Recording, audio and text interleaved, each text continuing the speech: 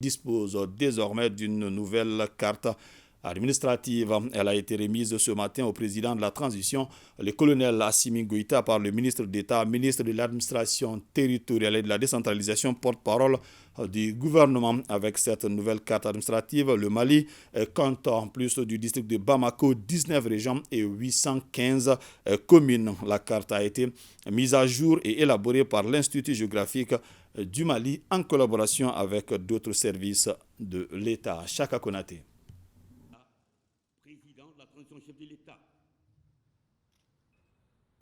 Le parachèvement de la réorganisation territoriale, une recommandation des Assises nationales de la refondation qui se matérialise par la mise à jour de la carte administrative du Mali, résultat du vote le 20 février dernier par le Conseil national de transition des 6 projets de loi qui ont été promulgués le 13 mars par le président de la transition. La nouvelle carte dote le Mali d'une architecture organisationnelle réaliste et adaptée aux besoins des populations. Elle devra favoriser la restauration de l'autorité de l'État sur l'ensemble du territoire national et rapprocher l'administration des administrés.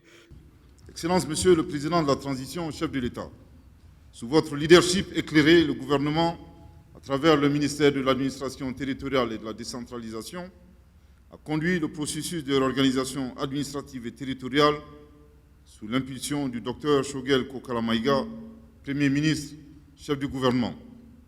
Notre pays, dans sa continentalité, dispose d'atouts importants de par sa diversité et ses richesses culturelles, géographiques, historiques, pédagogiques et naturelles. De même, il est de notoriété que le Malien est très attaché à son terroir. C'est pour cette raison que cette réorganisation du territoire favorisera davantage le rapprochement de l'administration des administrés conformément à votre vision.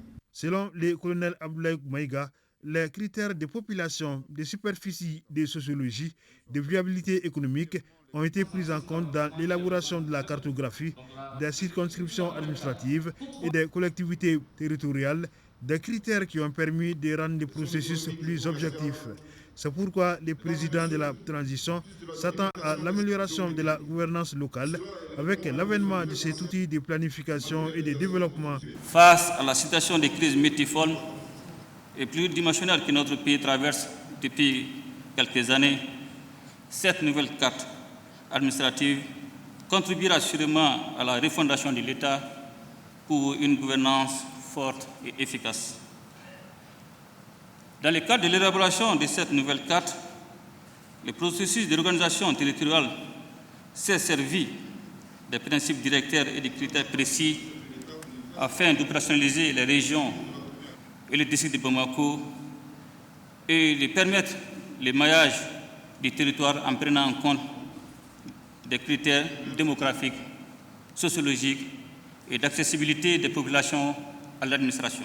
La réorganisation territoriale permettra de renforcer le processus de décentralisation en capitalisant les acquis et les difficultés recensées par les acteurs locaux, a estimé le président de la transition avant de tirer le chapeau au gouvernement pour cet énorme travail abattu en si peu de temps par des cadres nationaux.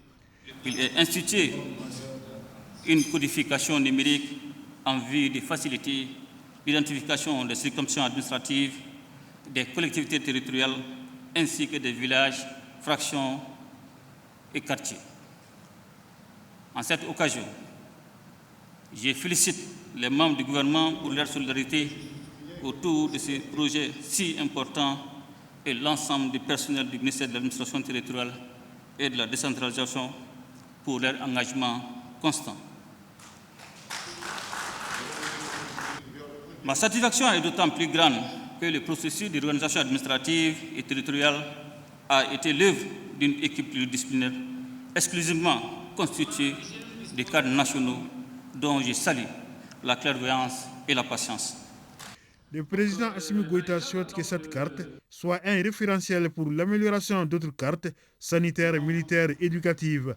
En attendant, le ministre en charge de l'administration territoriale promet de poursuivre la sensibilisation des populations sur les nouveaux textes de la réorganisation administrative et territoriale.